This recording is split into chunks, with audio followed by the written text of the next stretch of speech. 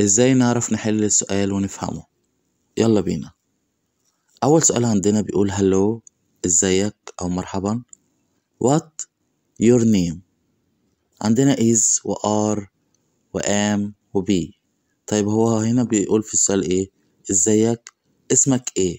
what your name، يبقى نختار is. يبقى hello what is your name. اهلا، اسمك ايه؟ السؤال التاني name is John، اسم جون أو اسم يكون جون. and my way is Johnson، وإيه تبعي يكون جونسون. طيب هنا name is John، اسم جون. طيب يبقى my name is John. my name is John، هنختار B. my name is John and my surname is Johnson، ولقبي جونسون، يعني هو اسمه جون جونسون. my name is John and my surname is Johnson، هنختار B. السؤال الثالث my name is Lisa، أنا اسمي ليزا. ليزا بيترسون، ليزا بيترسون، طبعا ده اسم. طيب يبقى هنا هي بتقول أنا اسمي ليزا، أنا ليزا بيترسون، يبقى نختار إيه؟ هنختار C. my name is Lisa، I am Lisa Peterson، أنا ليزا بيترسون. السؤال الرابع name is apple، اسم تفاحة. an apple، an apple يعني اسم برضو، اسم واحدة اسمها an apple، هي اسمها كده. طيب يبقى هنختار ايه؟ نختار his name is apple؟ لا، لأن هي اسم بنت، فهنقول hair، نختار hair. طب في هنا hair فين؟ C. her name is apple، she's an apple، يبقى her name هي اسمها apple، her name is apple هي اسمها apple،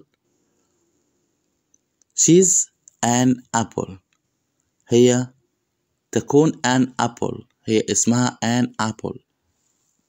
طيب السؤال الخامس number 5 where John from the US. where يعني أين، where يعني أين، وجون from منين، جون منين أو عايش منين أو عايش فين. طيب from the US من الولايات المتحدة الأمريكية United States of America. طيب US دي اختصار United States، الولايات المتحدة. طيب يبقى هنا السؤال بيقول هو جون منين، فجون من الولايات المتحدة، يبقى نختار ايه؟ where is John from. he's from the US، يبقى نختار أول واحدة A. نختار A، يبقى where is John from، هو جون منين؟ he's from the US. he's هنا he apostrophe s اختصار ل he is، يبقى بدل ما نقول مثلا he is بنقول he's from the US، هو من الولايات المتحدة. يبقى where is John from، he is from the US أو he's from the US. السؤال السادس are you from، الإجابة جابان، يبقى هنا بيسأل أنت منين where are you from، فالإجابة هتكون جابان. لما نيجي نسأل عن أنت منين أو أين بنستخدم where بمعنى أين، يبقى where are you from انت منين؟ الإجابة جابان، من اليابان. السؤال السابع where you. طيب هو هنا بيقول يعني where أين، ويو أنت، وسؤال. عندنا اختيارات هنا is from، are in، are is، are from. يبقى نختار دي where are you from. where are you from. where are you from. انت منين؟ السؤال الثامن from Spain، من أسبانيا. I am Rodriguez أو رودريجيز. طيب أنا من أسبانيا، أنا اسمي رودريجيز. طيب يبقى هو يقول إيه؟ أنا من أسبانيا، أنا رودريجيز. يبقى نختار A. هنختار أول واحدة A. I am from Spain. I am Rodriguez. أنا من أسبانيا، أنا رودريجيز، هو اسمه كده. طيب السؤال التاسع عندنا Pierre is a French boy. Pierre is a French boy. Pierre ده ولد إيه؟ فرنسي، من فرنسا يعني. Pierre is a French boy. Pierre هو ولد فرنسي. From وسايبها لنا إيه؟ قبلها كلمة وبعدها كلمة. طيب هو بيير دوت ولد من فرنسا. طيب وفروم دي هتيجي قبلها إيه وبعدها إيه؟ هنشوف مع بعض. Pierre is a French boy. هينفع he's from France ولا he's French؟ مينفعش. he's France مش هتنفع برضو. he from France لا. يبقى هو يكون من فرانس أو فرانس. طيب يبقى هنا Pierre is a French boy. هنختار أول واحدة he's from France، هو يكون من فرنسا.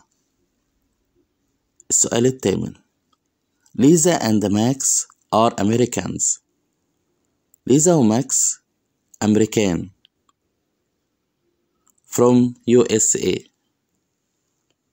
من الولايات المتحدة الأمريكية. ليزا and ماكس are Americans. there هناك ما تنفعش.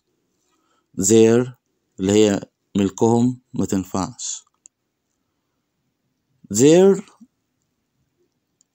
اللي هي they are دي تنفع. there الأخيرة ديت there ما تنفعش. يبقى نختار they are، هما يكونوا من الولايات المتحدة الأمريكية. يبقى ليزا and ماكس are Americans. there اللي هي C هنختار C. there اللي هي they are from USA. يبقى نقول الجملة على بعض. ليزا and ماكس are Americans. they're from USA. هنا الاختصار ليه نطق مختلف عن الكلمة العادية. يعني بدل ما نقول they are هنقول they're. ونخلي بالنا ان الابوستروف ار اي دي اختصار ار. هما بيستخدموا الاختصار لايه؟ لاختصار الوقت في الكلام، يعني بيقولوا الحاجة بسرعة. تمام. فاحنا بنفهم السؤال مع بعض ونحله سوا. اما بالنسبة للسرعة ديت خليها لناسها، مش مشكلة يعني لما نقول Lisa and Max are Americans. they're from USA. طبعا هما بيتكلموها بقى ايه بسرعة جدا يعني. تمام. بس دي مش مشكلة عندنا، اهم حاجة ان احنا نفهم السؤال بيتحل ازاي ونرد على الإجابة ازاي صح. تمام. واللي قدامنا برضو يبقى فهمنا ويقدر ان هو يستوعب الكلام اللي احنا بنقوله. وطبعا مع المذاكرة وكده الناس اللي بتذاكر برضو لسه في دراسة يقدروا يفهموا السؤال بالراحة ويحلوه، وأهم حاجة الإجابة تكون صح. أتمنى يكون الفيديو عجبكم، وما تنسوش تدعموني بلايك للفيديو علشان يوصل لكل الناس، واللي مشتركش في القناة شرفني بالاشتراك. شكرا جزيلا. Thank you so much.